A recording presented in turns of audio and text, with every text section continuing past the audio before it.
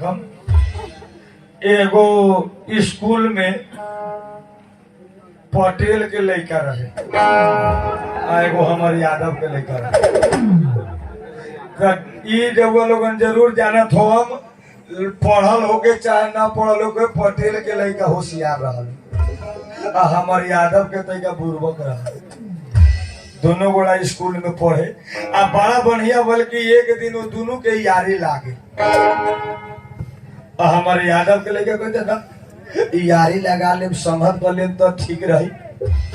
अब पास हो जाए, पटेल के लेके पास हो जाए, हमारे यादव के लेके फेल हो जाए। हमने के यादव में तो जल्दी फेले हो आ फेल होते होते एक बेर 5 में नाम लिखवा ले। हाँ तो डायरेक्ट खाली अगुआ के कहेला, वैसे पढ़ाई चली। मास्टर साहब ए चुटकुला रहो ना सुनले बड़ा बढ़िया बाटे, समझे वाला। काहे कि ये पर कथी रहला कि देश दुनिया जैसे आगा के उपलब्ध विद्यार्थी लोग के लेल बाटे। विद्यार्थी लोग पढ़त रहे, लेकिन हमारे यादव के लड़का बुर्बक का पटेल भाई के लड़का तरीका होशियार रहे। हर क्लास में आगे पास हो जाए। हमारे बड़ी गड़बड़ा जब फेल पास होते होते, लेकिन ई बात रहे कि यारी लागल संगत हो गए तो होशियार का विद्यार्थी या बुर्बका के लिख लिख देवे पास होला। करे धरे तो 10 क्लास ले गे, 8 ले 9 10 सब टपा दे, लेकिन हमारी बुर्बका बुर्बक ही रह गए। तो ले बात हो गई कि अब देहात में न पढ़े के बाद घर के गार्जियन टाइट कर सब दिन गाँव घर में पढ़ी तो इज्जत कर दी रही। लड़का हमार वीरगंज पढ़ी, अब पटेल भाई के लड़का आके कहते यादव के लड़का पार्टनर सुन ना,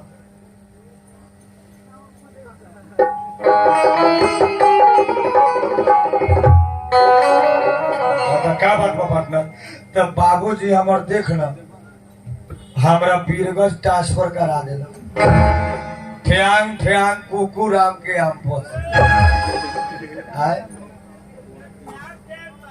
हाँ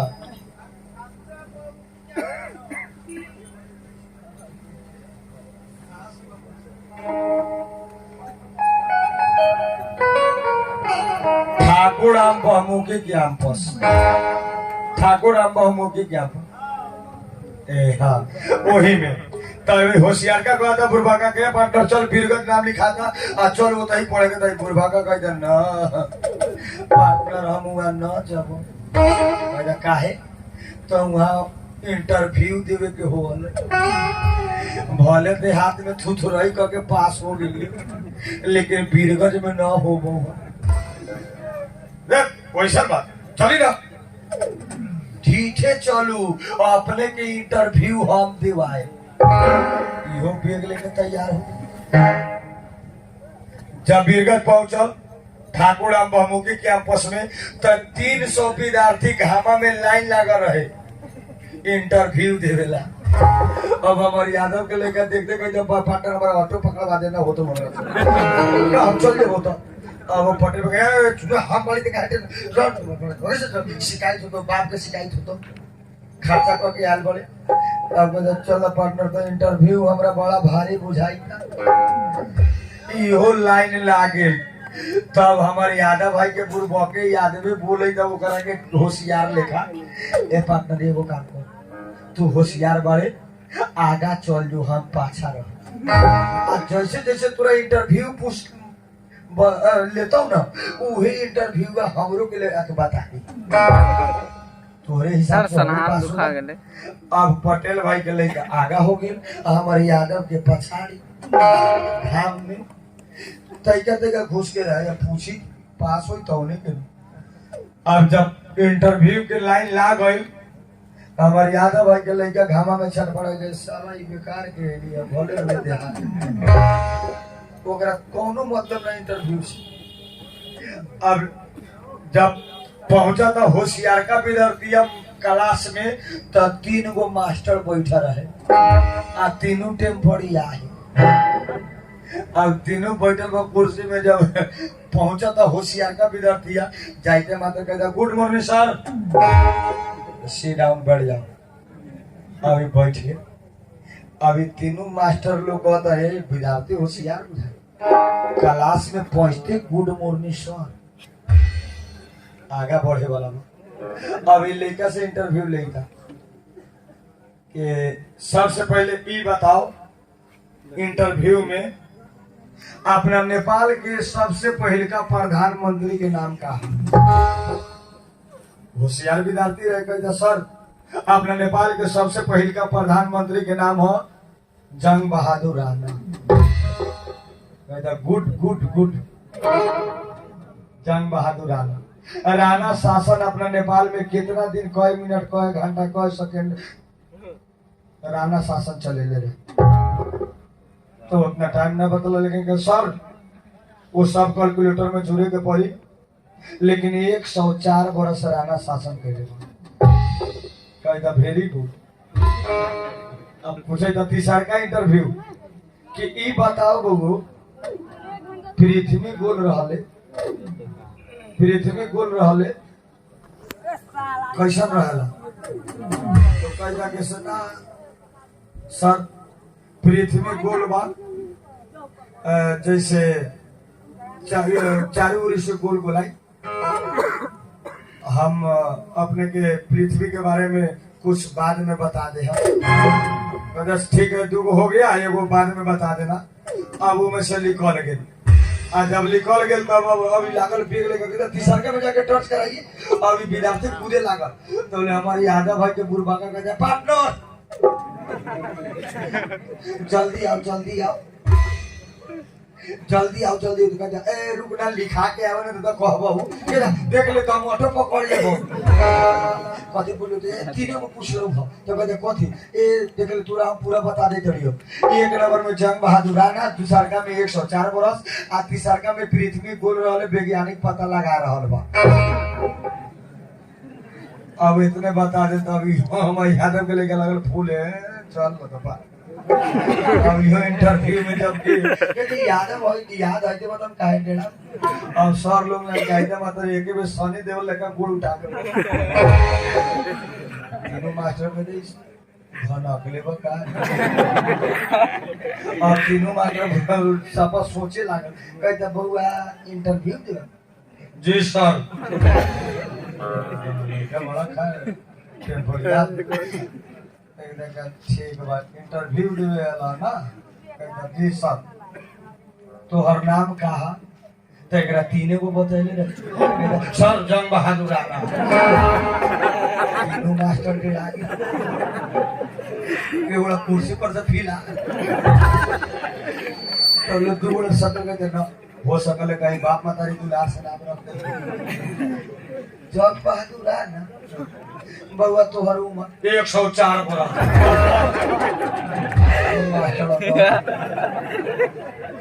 राणा शासन ये कोई बात 104 बरस बोल तू पागल बड़े तो का वैज्ञानिक पता लगा रहल बा कोई बेर से हुआ के 7 वाला चला चले ये छोट बात बा लेकिन ये बात के अगर सोचल जाए पढ़ल लिखल वाला लोग तो समझम की बड़का चीज ऐसे इंटरव्यू चाहे पढ़ाई अपना दिमाग से करे के चाहे केहू से हेल्प ले हम तब फेल होबे कर। जैसे अब मोबाइल तो लागल गांव घर में ट्रैक्टर चलावे ओकर लॉकडाउन में दिन उतर जाए ससुरारी में ओकर गार्जियन कहना लॉकडाउन में बियाह ना कर देगा बाबू बियाह करना तो पढ़ाई अब छोड़ दे तोहरो के छोड़ देबो ऐसे ना कर बेटा एगो दुलरुआ भाई तो ई तो सही में जरिए से गणासी रहे कहता ना लॉकडाउन में बियाह न कर बेटा लॉकडाउन खोलतो तो मोबिलवा के नाच बना देबो स्कॉर्पियो बना देम 2000 पर या 500 जाई तो ये होबे कर समझ भट्टी में पी दे कौन गारंटी हो लॉकडाउन में मरबे कि नहीं मरबे जो ना बिहाने परसों में दिन उतर जो जा का क्या ना दिन उतर कर अब घरे पी के जगह तो बाबू बिहान भर याद हो जाए आएंगे बहुत भेड़ई है लॉकडाउन बिहान भर याद जाई दिन उतर गेल बा हम मन करे जहिया बियाह अब वो गार्जियन डर के मर गए तो बिहान सवेरे ऑटो बना के चल तो तोरो जाको तो दान दहेज तू समझ ले। अब दोनों बाप के बियाह कैला आ राते भर में बियाह करके 3 बजे भोरे में लड़की घर ऑटो वाला 500 लेके फरिया भर भरिया 500 में लड़की के बाप आयल सवेरे विदा करा के लिए अब फिर पार्टी में बैठे के देखेंगे ही बटना ए अलग होगा बाप वो ले गए विदेश के वीजा झरे वाला आवे ना तो विदेश से तो धोखा करा विदेश में जाके मरबे की घेरा है लॉकडाउन में जो भी आपके ससुराली से घूम के चला तो मेरा पार्टनर हमारा 1 रुपया नहीं 500 रुपया दे कर दे गाड़ी नहीं के मोटरसाइकिल ले लो 500 रुपया लेके चल दे ससुराली गणासी हैली रहे जाई में 1.5 लीटर तेल धले ले किलो मिठाई ले ले एगो बुढ़िया ला सूती के पट कुछ के लुगा चल दे ससुराली जब जाता मार साहब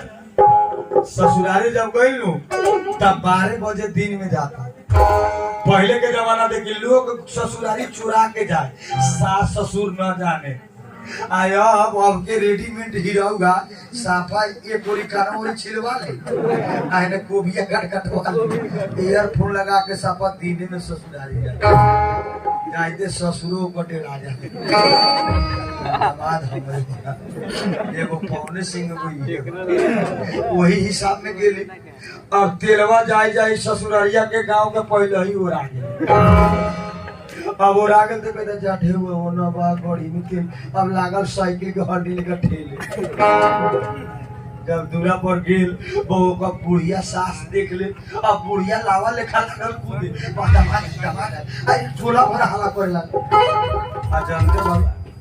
बेटा से ज्यादा दामाद के मानल ले ओकरा बड़ा खुशी मेहमान आले कुर्सी लिया अब ले आके कुर्सी पर दूरा पर बैठा दे ले बैठल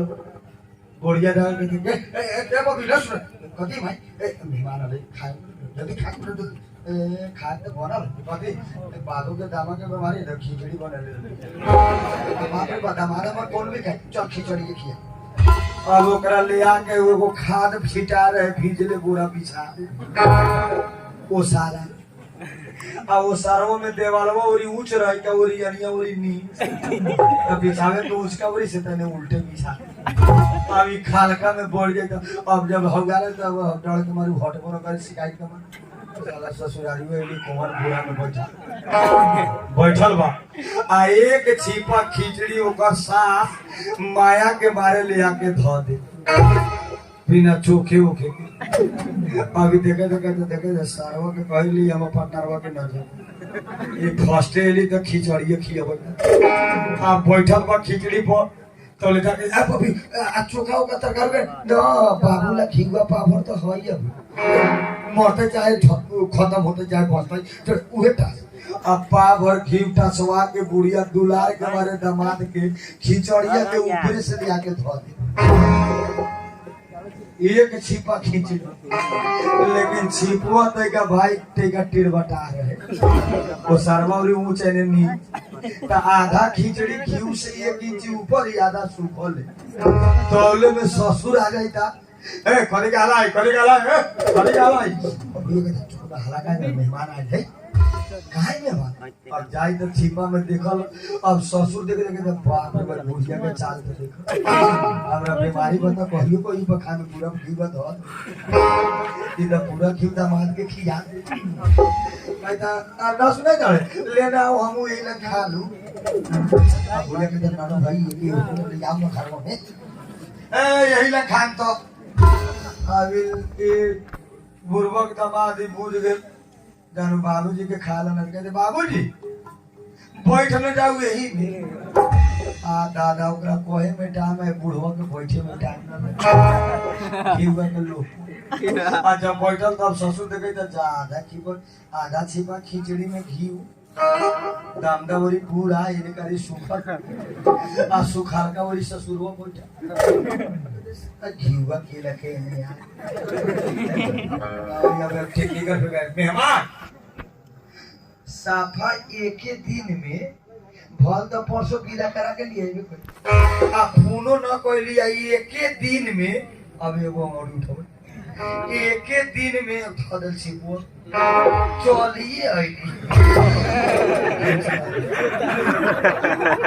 तमाम सुबह ले पूरा क्यों ससुर अब धंधा कर जा बड़ी मुश्किल पूरा घीवा लेंगे बाबूजी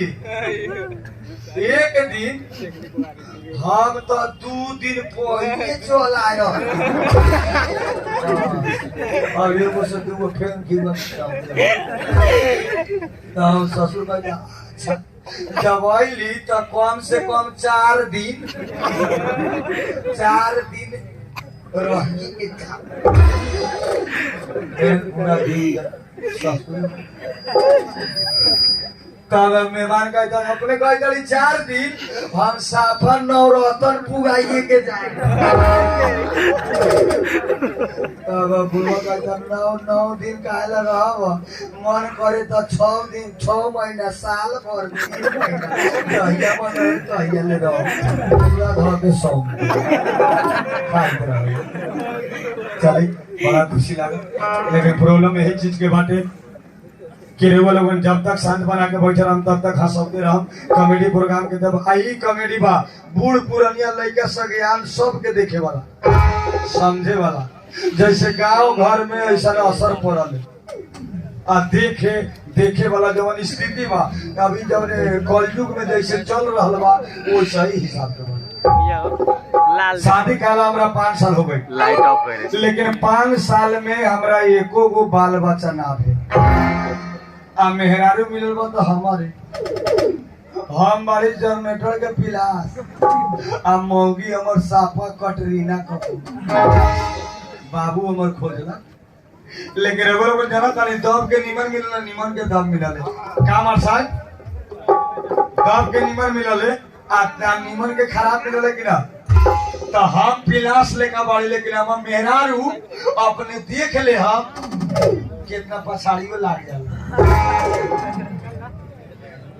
आय हाँ देखेला दोसर ला ना देखे वाला बा लेकिन 5 साल में एको गो बाल बच्चा ना भेले यही चीज के दुख बा कहाँ चेक करवा ले डॉक्टर से डॉक्टर साहब कहला तोरा देह से बाल बच्चा ना होता अब रघु लोगन बताई जब भगवान नइखे देवे वाला कितना मेहनत करबे तो होता है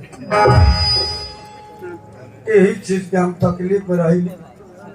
लेकिन मेहरारू हम 4 दिन से नइखे बोले तुम मुंह फुला ले लेबा चल के पहले मिला ले तड़ी केंगे बाटे पहले मेहरारू से सलाह कर ले हमरा बाहर जाए के बाद चिमनी में कमाए मेहरारू के खुश कर ए गौशाला वाली क्या बोले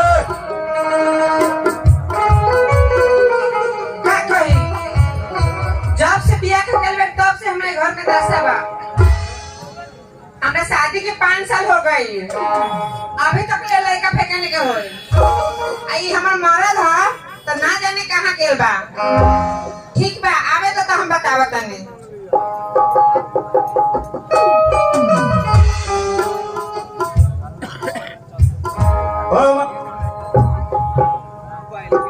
हेलो एक बार होता ना डीजे लिखा ओ मार साहब बोला मौगी के केंगे चक्रावर नहीं कहां करू तो रे